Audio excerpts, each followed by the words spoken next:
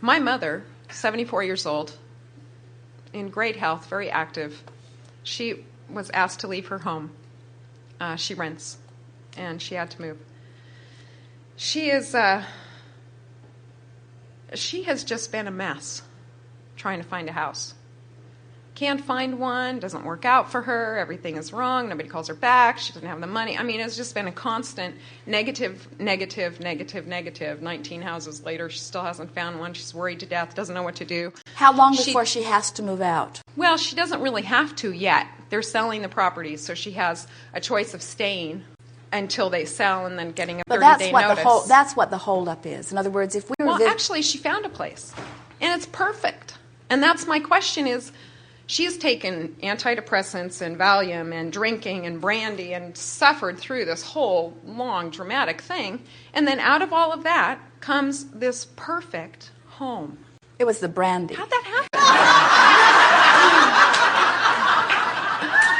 I thought, how did she create this perfect home out of all this drudgery and drama that she has brought up? A lot of you do that. When we say... She thinks it's the brandy, too, I think. When we say step 1 is the asking, and step 3 is the letting it in. So she struggled much longer than she needed to, and she suffered through the whole process of it. But you have to remember, when you ask, it is always given. And so the house has been on the way through the whole time. And the reason that we ask how long is because sometimes her resentment about them selling the house out from under her was a very strong factor in her vibration. In other words, the feeling that she'd made it her home for such a long time, she'd been such a good tenant, she was always good about paying her rent, she took such good care of the place. In other words, all of those... You know my mother. All of those things were so important to her, and she thought that they should count for something. Yes. And when her loyalty did not bring back loyalty, then she got all crossways. And so it wasn't so much about her not allowing the house because she didn't want to allow the house, or even because she didn't want the physical move. It was the feeling of betrayal, and it took her a while to relax into that. It took her a while to sort of give up that fight. It took her a while to accept the inevitability of the move. And once she accepted the inevitability of the move, then she stopped her resistance. And if you could trace on a sort of daily basis the angst that she felt and the commentary that she was offering, we would say that over this period of time, it got less and less and less and less and less and less and less. She just sort of grew weary of the struggle. And she started to return somewhat to her more natural resources of feeling good. It's sort of like... Through the Valium and the brandy, which has always been kind of her way of... You hear the expression, let go and let God. And what it means is, don't release the desire, but release the struggle. It means just sort of relax and accept that something good will come. And many of you let go and let God after quite a struggle. And the reason that so many of you struggle is because you feel responsible for your life. You think you're here to prove some sort of worthiness. There's all kinds of things that you've learned along your physical trail that make it difficult for many of you to just relax and accept that well-being is coming. Most people would think you were a crazy person. Put the shoes on the other foot. Let's pretend that your mother is a younger woman who has a child who wants to be a musician. And the child who wants to be a musician says, I know it will happen for me. Everything's going to be all right. And she would be saying, you need to get out there and find a job. You need to find a way to make some money. Yeah. You need to do all of those things. And so in the same way that she would teach that to a child, she has taught that to herself. It takes struggle and hard work and perseverance. And so here she is. The house is being sold. She feels resentful of the fact that it's being sold. And now she begins to kick into, now, what do I have to do to make something happen? And what most people believe that they have to do to make things happen is struggle really hard. You have to make 1,000 phone calls. You have to beat the pavement. You have to wear yourself out. In other words, hardly anybody just relaxes and allows the universe to yield. And you know what's really funny is we watch House Hunters, and we've watched them all. Something that is delightfully entertaining to us is that in the majority of cases, because the desire is very strong, the universe yields to them the perfect place rather early on, and they can't see it.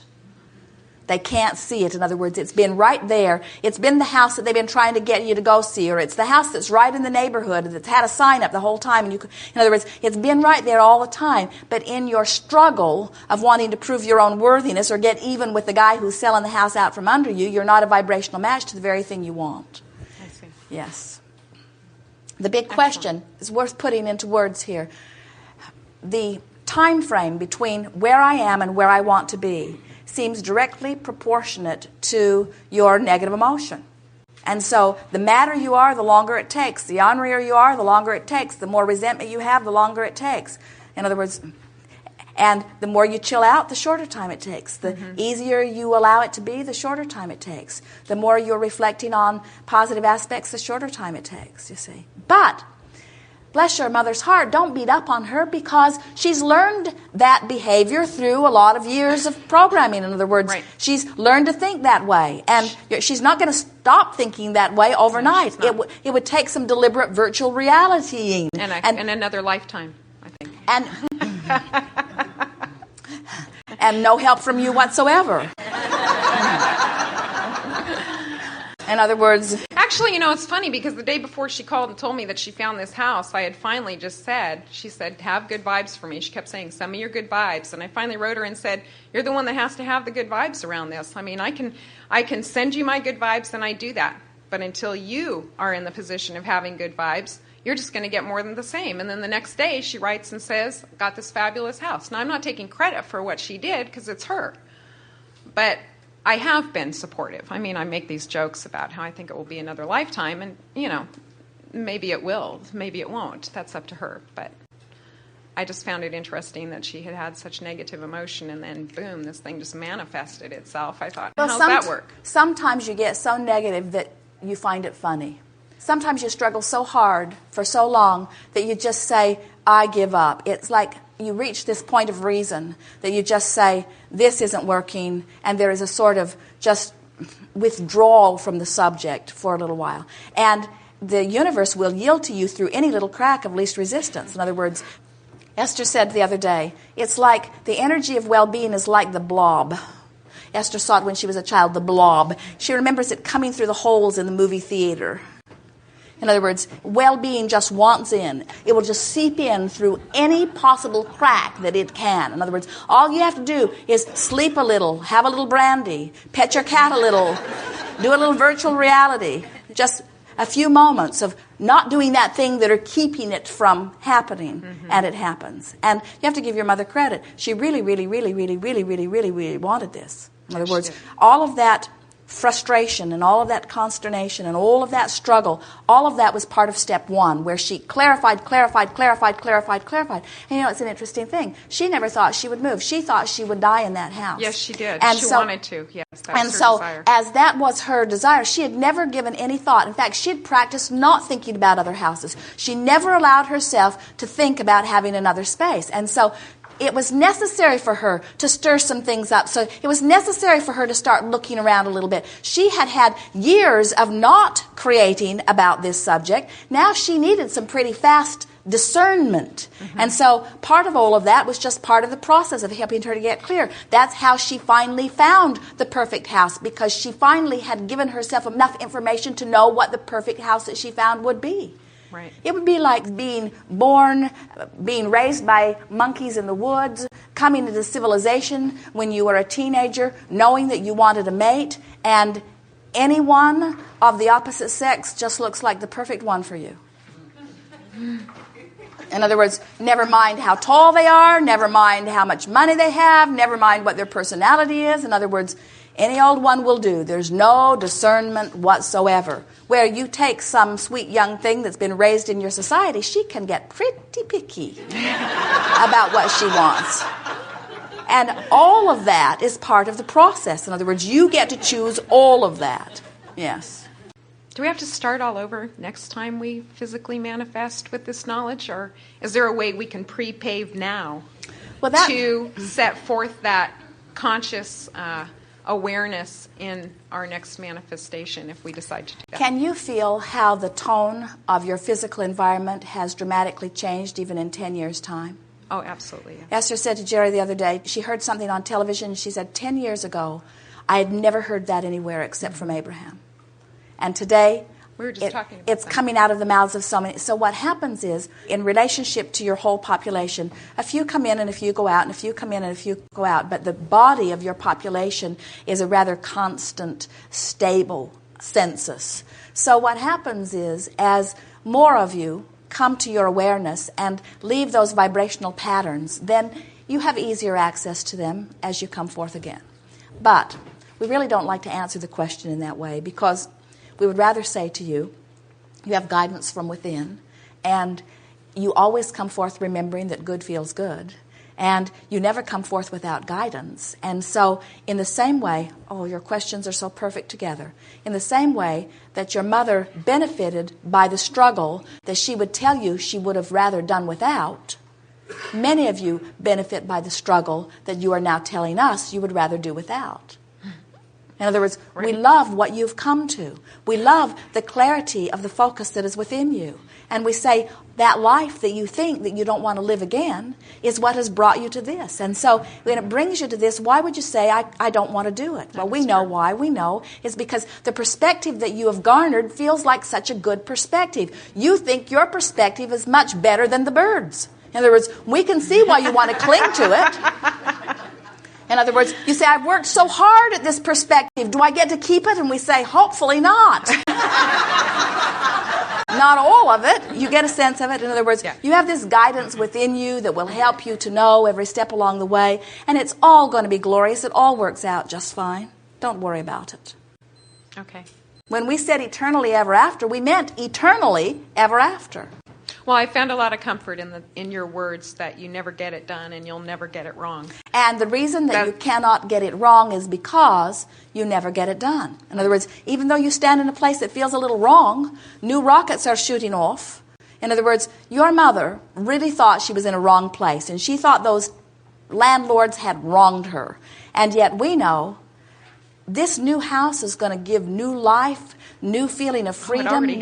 All kinds of things that she's been asking for have come through that process that she thought was absolutely wrong. Mm-hmm. So how wrong really was it? Wasn't. Not wrong at all. Yeah. Thank you very much. So what's dominant in your vibration about your body? You will say, I feel good. I feel sure-footed. I feel clear-minded. I feel eager. I feel adventure. I love my body. It serves me so well. I feel steady and confident and beautiful and adventurous and eager. I feel ready. Well, how do you feel about your dollars? I feel fantastic. I feel sure. I feel full. I feel unlimited.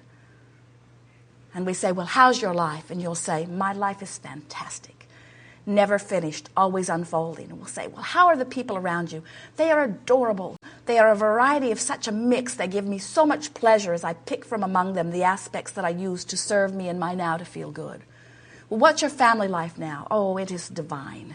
My family is worldwide. My family comes from all races and all nature of people. My family comes to me by law of attraction. Well, what's your circle of friends like? Oh, they are as unlimited as I am. They are eager and full. Well, what's life on planet Earth like? It is fantastic. It has never been better. Well, what's the state of your economy? It is growing and fabulous. Anything that I want at my fingertips at any time. Well, how does your mind work? Oh, it is amazing. Anything that I want to know, I just focus and the information comes. Well, how do you feel? Well, I'm intuitive and eager. I'm free. Well, what is your personality like? I am a funny person. Life strikes me as so full of fun and fancy. Well, how does your imagination work? It works endlessly. As I stand in my now, I can entertain myself never-endedly with ideas and things to think about. Well, what's television like for you? What? You know, television, that thing that people watch. What? I don't need outside stimulation. My own life experience brings me all that I need. And I'm in such a perfect vibrational connection that Every now and again, I do get the impulse to turn on the television, and what I see enhances the thought that I've been thinking. But I don't sit there endlessly, hour after hour, just hoping that something will go by that will be of value. I'm inspired to turn it on. I pluck from it the beneficial things, just like I pluck from life the beneficial things. You are in the most glorious position of any creator we've ever known.